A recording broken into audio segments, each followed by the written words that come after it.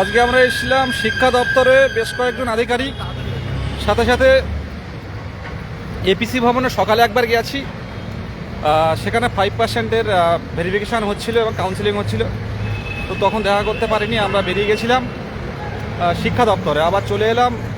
এখন প্রাথমিক পর্ষদ থেকে বের হলাম। আমাদের মৈত্রী বলছে কথা বলে, এই না মৈত্রী সামনে এসো। প্রথমত যেটা বলি যে দুটো পেজ ভাইরাল হয়েছিল চারিদিকে হোয়াটসঅ্যাপে, অনেকে জিজ্ঞাসা করছিল এটা ঠিক না ভুল, এটা ঠিক না ভুল। যেখানে অনেক ভ্যাকান্সি লেখা ছিল, জেলা ওয়াইজ ভ্যাকান্সি লেখা ছিল, সেইটা ফেক সম্পূর্ণ। সেটা দু জায়গা থেকেই আমরা জানলাম। আর ওবিসি মামলার দিকে সবাই তাকিয়ে আছে 7 তারিখে, আর 2 তারিখে আসতে হবে। প্রত্যেককে বলছি 2 তারিখে আসুন। বিকাশ ভবনে আমরা যাব আমাদের দাবি জানাতে সম্মিলিতভাবে। প্রত্যেকে আসবেন। আমরা জায়গাগুলো দেখে গেলাম আজকে, কোন জায়গা থেকে কিভাবে কর্মসূচিটা করা যায় এবং কথা বলে গেলাম। এখানে হার্ড কপি জমা দিয়ে গেলাম যে আমরা আসব। এই বিষয়গুলো আজকে প্রেস কনফারেন্স হচ্ছে পর্ষদে। আমরা ছিলাম পর্ষদের সাংবাদিকদের আমাদের যে বক্তব্য আমরা জানিয়েছিলাম, দেখা যাক কতটা কি আউটপুট আসে সেখান থেকে। তোমরা বলো, আমি এটা বিধান নেওয়া হয়ে বেরিয়েছে। ঠিক আছে, যাও বইতে। আর পর্ষদে সাংবাদিক বৈঠক করেছেন আমাদের পর্ষদ সভাপতি।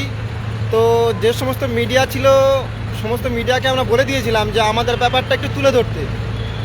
তো সেখানে কতটুকু বলছে দেখতে পাচ্ছি না, আমরা মোটামুটি রাস্তায় আছি।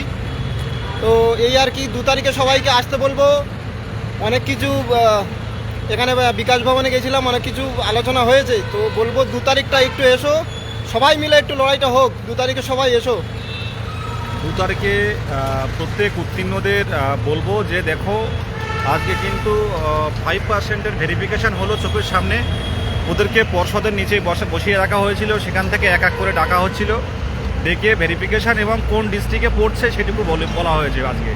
এবং পরে স্কুলটা ডিপিএসসি দিয়ে দেবে। 17 দ্বারা 3%-এ কতজন ছিল ওটা? 56 জনের মতো। বাদ বাকি এখনও 301 জন পড়ে আছে।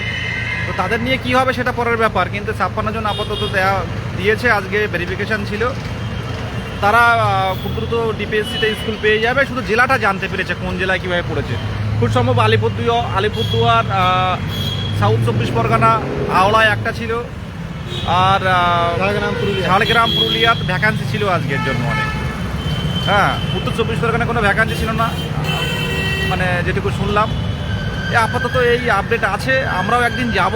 শুধু বলবো যে নোটিফিকেশানটা আনতে গেলে মুখ্যমন্ত্রীর হস্তক্ষেপটা জরুরি। আর মুখ্যমন্ত্রী হস্তক্ষেপ যদি না করেন তাহলে কিন্তু প্রসেসটা অনেক দীর্ঘ হবে, এটুকুই বলার। 2 তারিখে প্রত্যেককে আসুন। আজকে দেখতে পাচ্ছেন, দেখলে আপনারা তো পর্ষদে অনেকে আসেন না, কিন্তু পর্ষদে আসলে বুঝতে পারতেন যে যারা 2017 সালে যারা লড়াই করেছে বা এই 5%-এর মধ্যে যারা নাম এসছে, তারা যে ভেরিফিকেশান করছে করে কোন জেলায় স্কুল সেটা ভেবে তারা বাড়িতে যাচ্ছে, এর মতো তৃপ্তি, এর মতো আনন্দ আর কিছুই নেই। তো আমরা দুয়ারে দুয়ারে পর্ষদের পর্ষদ থেকে শুরু করে শিক্ষা দপ্তর থেকে শুরু করে বিভিন্ন আধিকারিকের কাছে একবারের কেন 5 বার 10 বার যাচ্ছি আমরা বিষয়গুলো তুলে ধরার জন্য। আজকে বিকাশ ভবনে স্যারের নাম কি সুব্রত স্যার না উনি তো আর বিকাশ ভবনের শিক্ষা দপ্তরের এক ডেপুটি জয়েন্ট সেক্রেটারির সাথে কথা বললাম, হ্যাঁ স্কুল শিক্ষা দপ্তরের।